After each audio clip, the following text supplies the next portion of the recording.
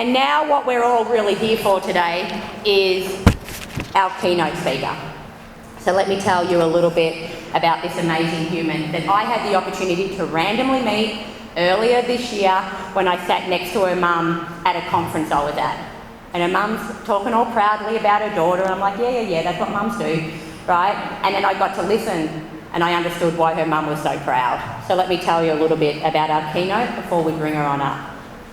At the age of 14 in 2020, do you guys remember 2020? Yeah, tough times. Isabella Hanson was inspired to launch a national poetry competition on equality and a Juneteenth celebration. Sponsored by Gucci, Isabella's I Matter contest has grown to draw participation from 47 states and 60 countries. Woo! That's right, you can yell out any time. Big round of applause, I love it. She's a member of her school's track team. We have a lot in common, as you can tell. I wish I was part of my school's track team. Model UN team and the Humanitarian Club. She serves an advisor for Lady Gaga's Born This Way Foundation. Isabella has been featured on Nickelodeon's Kid of the Year program, as well as Fall magazine and Medium.com. In 2022, Isabella won the inaugural Prudential Emerging Visionaries Award, the Princeton Prize, and the Diana Award. I don't know about you, but I want to be Bella when I grow up. She's done all of that, and she flew in to join us today. Please put your hands together for the wonderful Bella. Hi everyone, I'm Isabella Hanson. Thank you for such an amazing welcome, Miss Natalie. And I would just like to give her a special shout out for inviting me here today, helping plan this amazing retreat today, and gathering us all here together.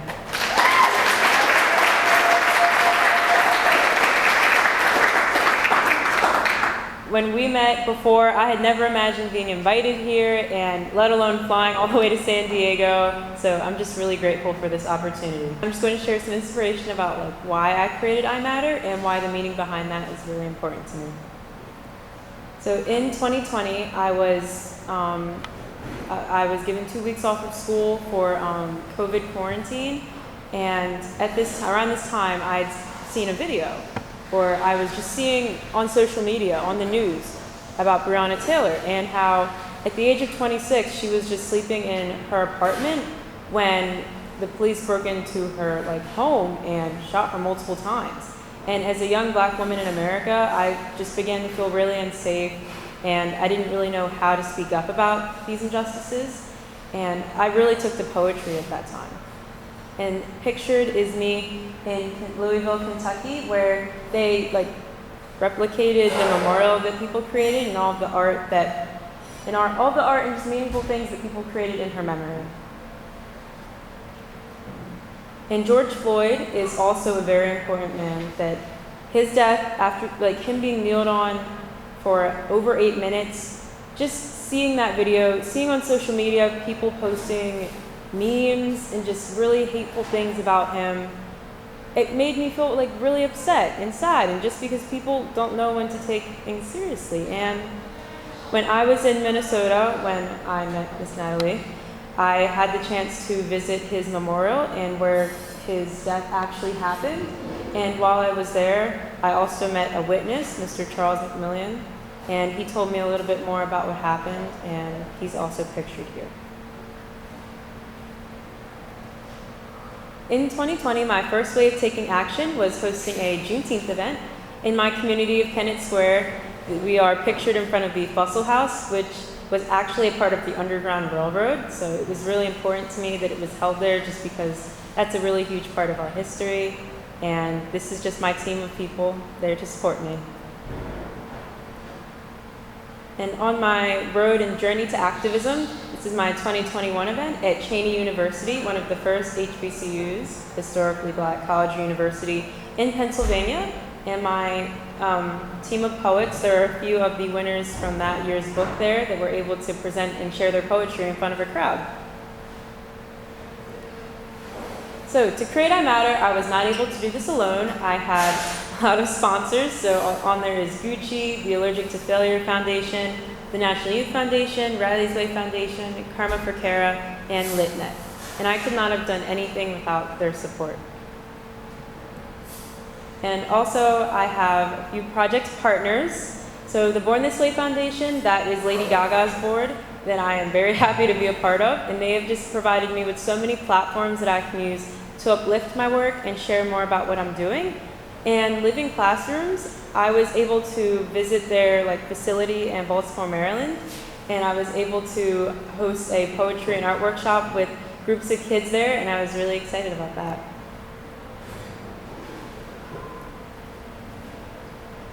And this is the I Matter Poetry Contest flyer.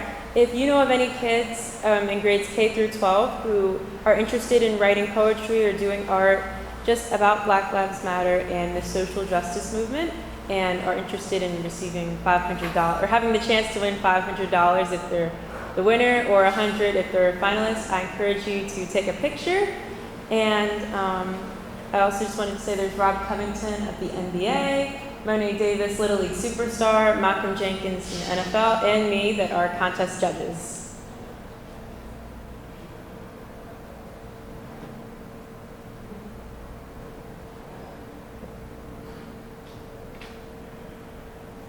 So this year I had over 1,000 youth from 47 different states enter the contest, and I'm only missing Alaska, South Dakota, and Wyoming, so if anyone knows of any kids there.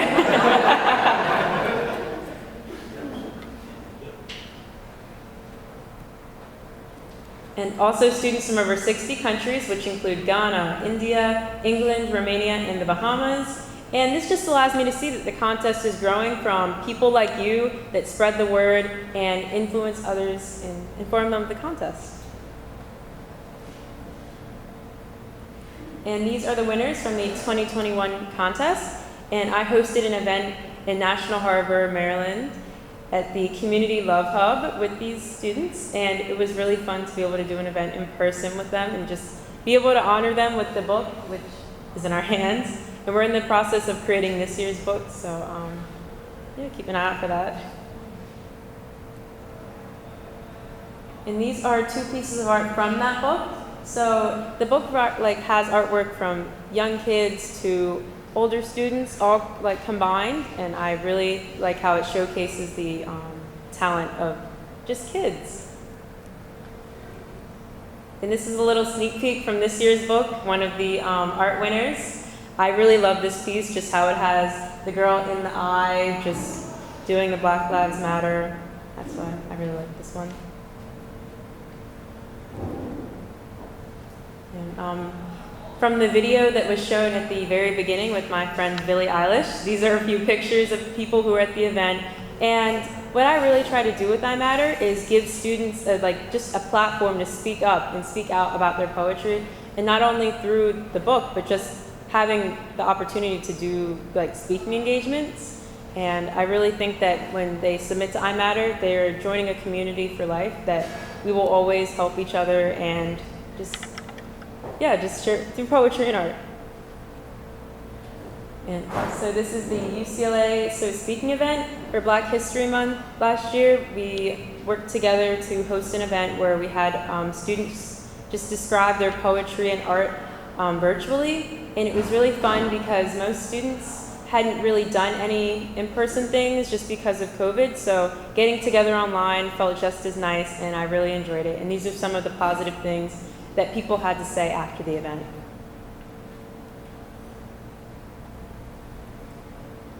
So a little bit more about my awards and honors.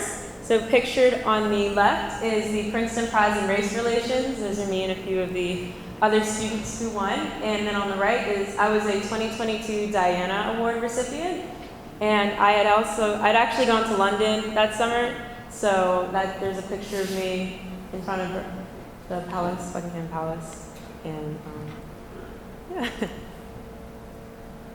And also last year I was on, well, it's very zoomed in, but that is at the top of a Times Square billboard, all of the lights. So with the Prudential Emerging Visionaries program, they took us to Times Square on these double-decker buses, and I was thinking we were all just going out to dinner and just having fun, and then I look up and I see my face, and I'm like, is that me? Yeah, and then those are me and a few of my friends who also won. So now I'd like to open up a begin a poetry interlude. And first, we have Mr. Hiram Sims. He is the creator of the Sims Library of Poetry in Los Angeles. And I actually reached out to him online, and I had just sent an email, and I was like, oh, I'm speaking at a retreat. I would love for you to join me. And he responded and was very nice, and we were able to meet up, and I visited his library, and it is just, it's wonderful. I've never seen anything like that, just dedicated to poetry. And yeah, I'll let him come up.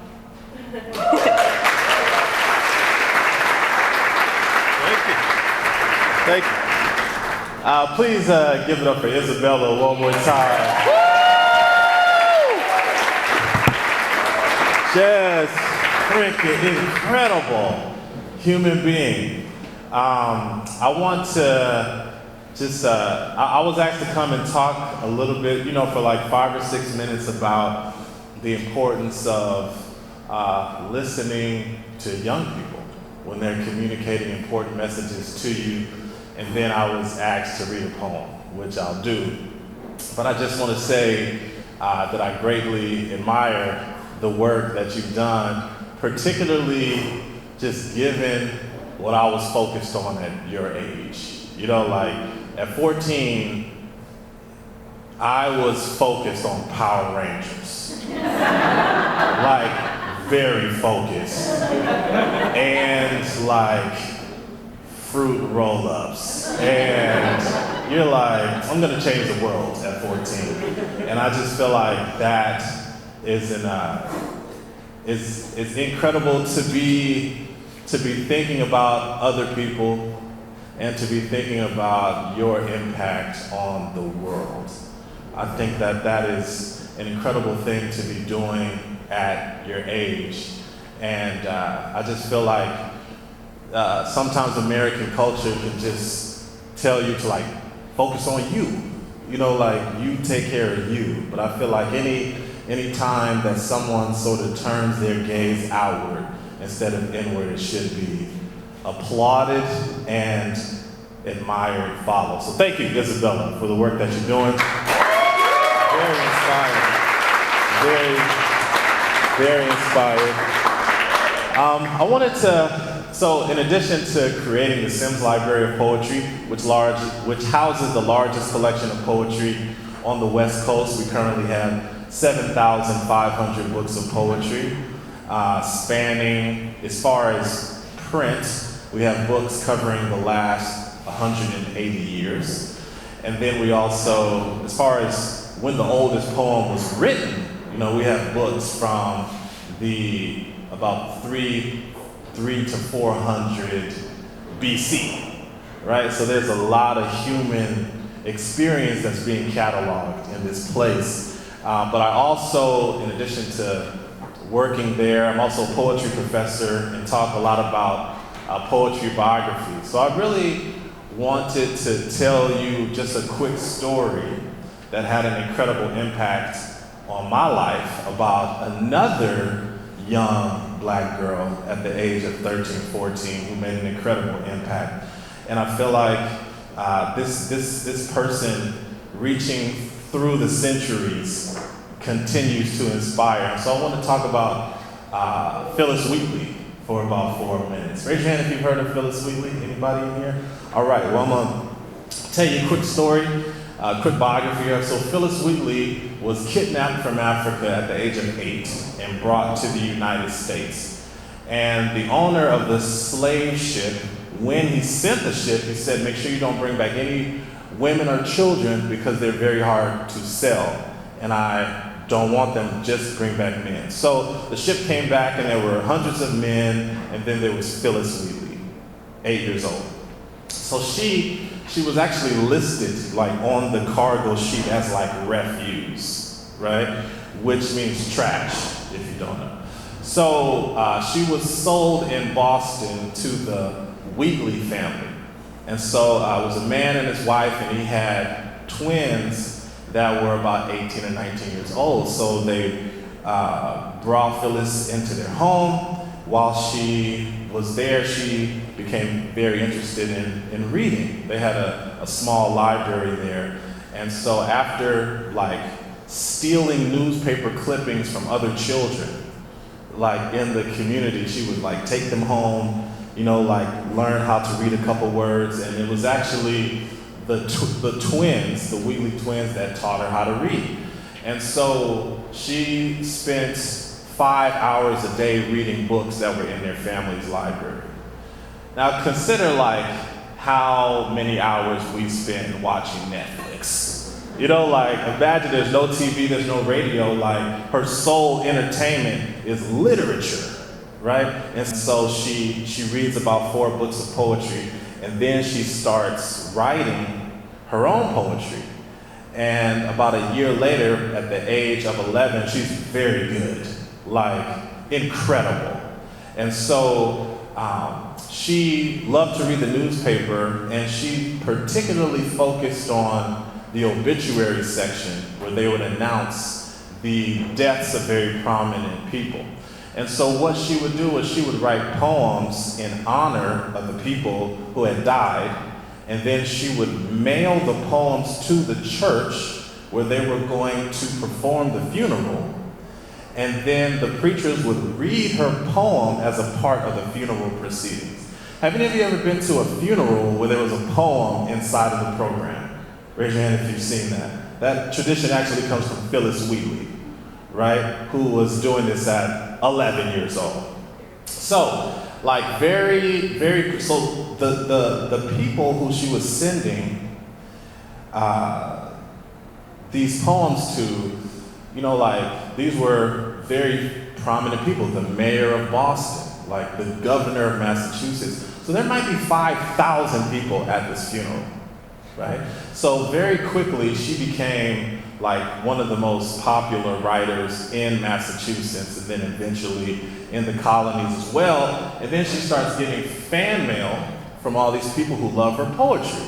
So all these people are like, wow, you're incredible, keep writing poetry. And then her master, John Wheatley, started to get mail of a different kind from abolitionists. And they were basically like, this human being should not be a slave. If she can create a poem, then that means she's capable of creating culture. So the ideology of the time, I love what you had in your slide when you said humanize blackness. And to me, this is what Phyllis Wheatley did during her time. Because the ideology of the time is that these black people are not humans. And so one of the things that distinguishes humans from animals is their ability to create culture. Culture being defined as the beliefs, traditions, and artistic representations of a group of people with a focus on the art. The difference between a person and a rhinoceros is that a rhinoceros cannot make a painting, cannot make a sculpture. So the fact that Phyllis Wheatley was creating this art, which your book is full of, right, is proof that she was a human being and should not be a slave, right? The fact that she can write this poem is against the whole ideology, right, of slavery. So like he's getting all of this mail, right, trying to ignore it, but like it just keeps coming. And so Phyllis Wheatley starts writing poetry to even more prominent figures. She writes a poem in the year 1769 to King George, and it gets to him. That's incredible, right? Do you know how hard it would be for me to get a poem to like Obama? And he's not even the president anymore, right? Phyllis Wheatley got a poem to King George, right? And then he writes back, you're an incredible poet, keep writing, right? Like 7, 8 years later, she writes a poem to George Washington, right? It gets to him. He responds to her, like, this is an incredible poet, keep writing, right? So, like she's building up this, this following, and then King George actually passed her work to his niece, the Countess of Huntington, who at the time was publishing slave narratives from around the world. And so he said, like, you should publish a book of this person's poetry. And so Phyllis Wheatley at the time was, talking to, her master and his wife saying, I would love to publish a book. Like, I really want to get out a book of my poetry. And so they were sending her work to publishers and like not getting a lot of great feedback because the publishers were like, nobody's gonna believe that a young black girl actually wrote this. So what they decided to do was make Phyllis Wheatley stand trial for plagiarism, right? And so they got a room full of what they call luminaries, right? John Hancock was actually in the room. And so they put her in a chair, and they said, there's all these accusations that you plagiarized your work. We are gonna stand here, and we need you to write a poem in front of us. You have an hour to do it, right? You know, like, which is, in a sense, like a terrible moment, but then she was like, give me that damn pen, right? And then she like writes another incredible poem, right? And they literally sign a document that says like, we have proof, right? Like that this young girl is capable of creating this incredible work. So they send a manuscript, her entire manuscript to London, where the Countess of Huntington lives. And so what ends up happening is that the Countess ends up publishing her first book of poetry in 1773, called Poems on Various Subjects, Religious and Moral. And so they actually send for Phyllis to do a book tour in London, right? And to me, this is again about the power of like young people being heard, young poets being heard. So they board the ship, and so there's like a 6-city book tour. And so everywhere she goes, like it's rooms like this that are full of people, and then another 100 or 200 people outside waiting for her. So at her third reading from this book, a group of her fans got together and they bought her freedom from her master at the age of 14. And years before Abraham Lincoln could do it, you know, Phyllis Wheatley freed herself with her poems. So give it up for Phyllis Wheatley. You know, she is just an incredible person. To me, there's a connection, you know, between your work and hers. But I think, to me, the inspiration is just about your ability to communicate your humanity, right? To people who may have been told or feel that you may not be human. And so that's why I feel like Isabella's work is very important. And so, all right, here's a short poem that I wrote connected to the Black Lives Matter movement. My children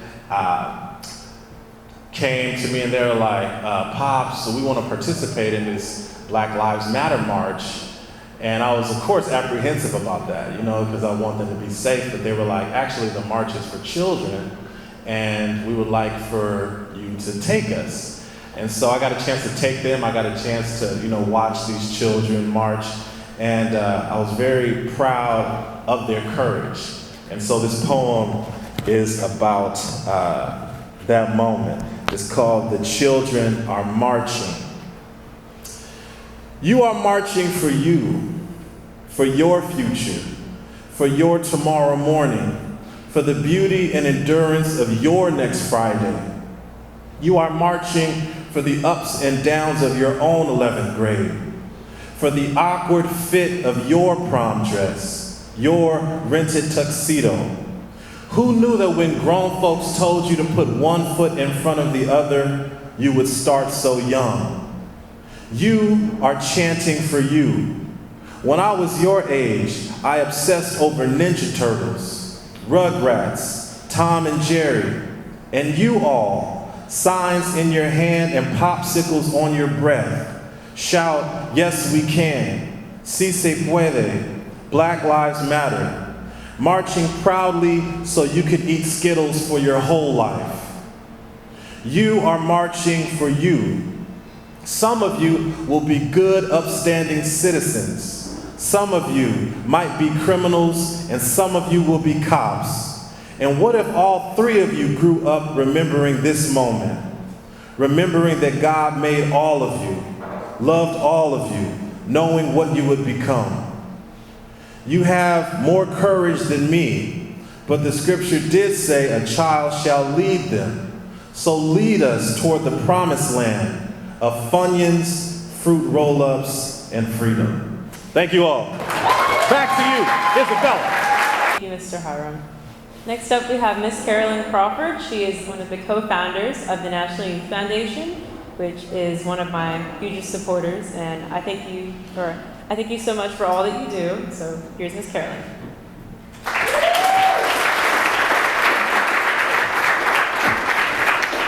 Hi everyone, my name is Carolyn. I am co-founder of the National Youth Foundation.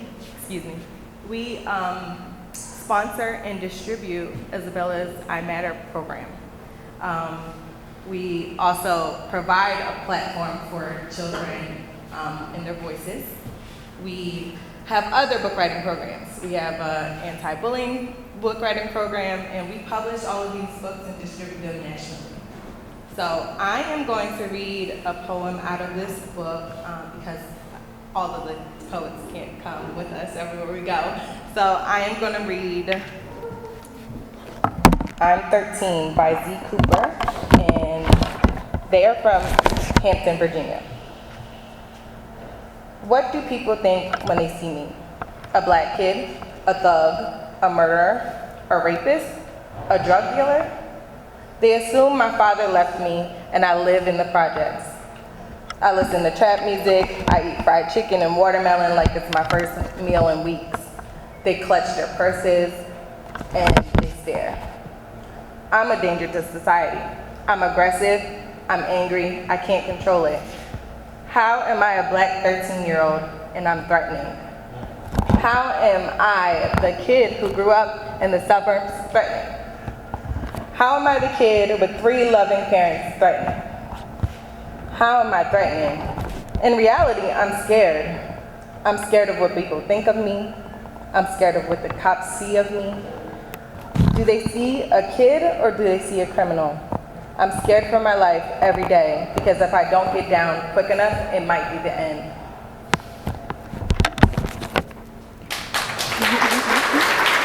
Thank you.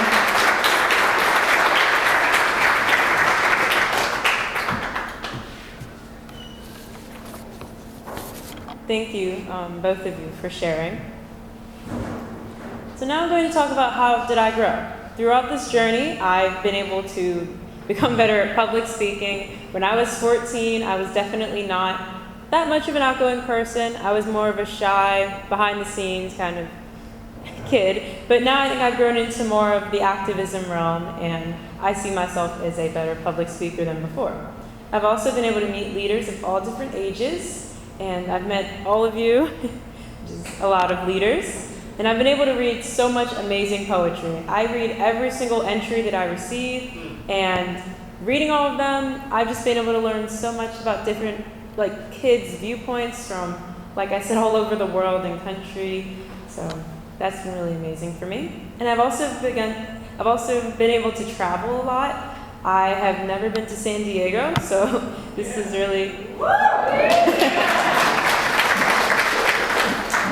This was my first time being able to see the beautiful water out here, so I'm very grateful for that. And I've become more of an activist. Lessons that I've learned are that youth have the power to enact change. And I just think that being able to support youth when they ask for help and when they reach out to you, I'm just really grateful that I've met a lot of adults that have been willing to help me, like Mr. Hiram Sims. He replied and showed me that he cares about the youth and cares about poetry. And also asking for help cannot always be easy, but just sending that email and hoping for a response, and even if it is no, then that wasn't the right thing for you, and you just move on to a new thing. And creativity to overcome challenges. When I first created iMatter, I had not been able to promote it on social media platforms such as Instagram and Twitter, just because when I posted the flyer that I showed you all, it would be marked as controversial content just because it mentions Black Lives Matter. And to overcome that, I worked with a team of just youth in my community, and we spent hours in front of our computers just researching poetry librarian, or poetry or like art teacher, all different types of people on the internet in different states, and just sharing the contest information with them. I've also learned that technology can be your friend. As you can see, these slideshows being presented to you on a screen. And just like when I created it again in the beginning, the portal that people would submit their submissions on was my email. And that became very just a mess just because it's my email. So I was able to convert to a Google form, which has been able to work way better for me.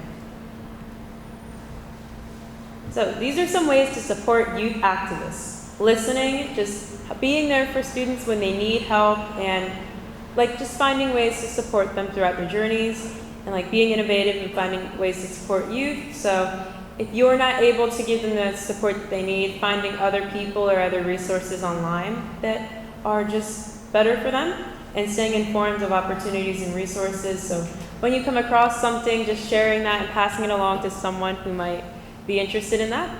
And amplifying kindness. I find that kindness is a great way to, like, when you're talking to someone, just being kind is one of my favorite ways. So to close out my presentation, I would like to read a poem called Hey Google from the first book, and it was written by Cabria Fisher Dunbar.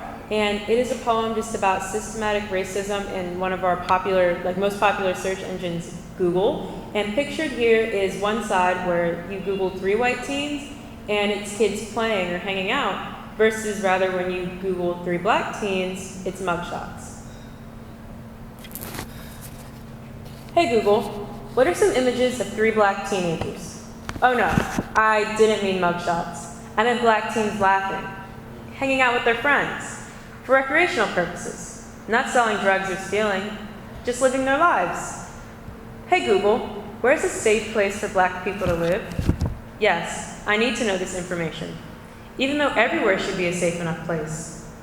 Why is the only place people ever think of is Africa? Even though some people there hate us too. I wonder what we did. Did we offend anyone? Hey Google, how likely is it for a black woman to die during childbirth? 2 to 6 times more likely than their white counterparts? That's high, don't you think? So what do we do if more of our mothers are dying? How do we repopulate? Oh, I forgot. They don't even want us here. So they'll do anything they can to kill us all. Hey Google, what are some hairstyles for curly hair? Whoops, my bad. I forgot to add the black girl after that. Is this hairstyle professional enough? Or do I have to straighten it again? Are my curls too much? Do I have to change my hair to prove my submission to your culture?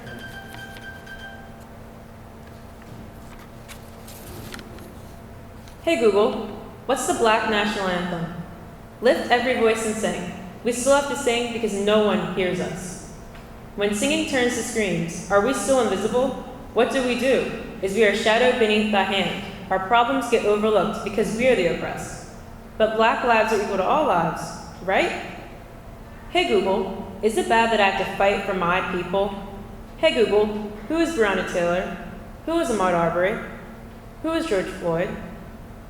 Hey Google, why are there so many names that I can't fit them all in one poem? Hey Google, why are black children forced to grow up sooner? Hey Google, why do I have to be twice as better? Don't you know that I try my best and still get talked down on? Hey Google, why can't Black Lives Matter?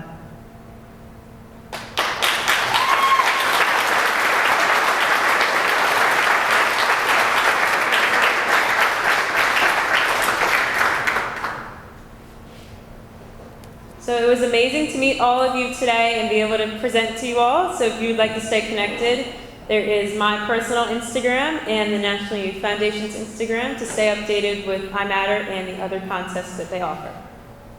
So thank you.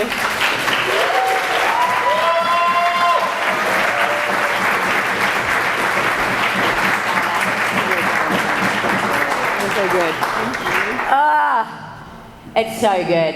It gives you all the feels, right? Let's give another round of applause. So good.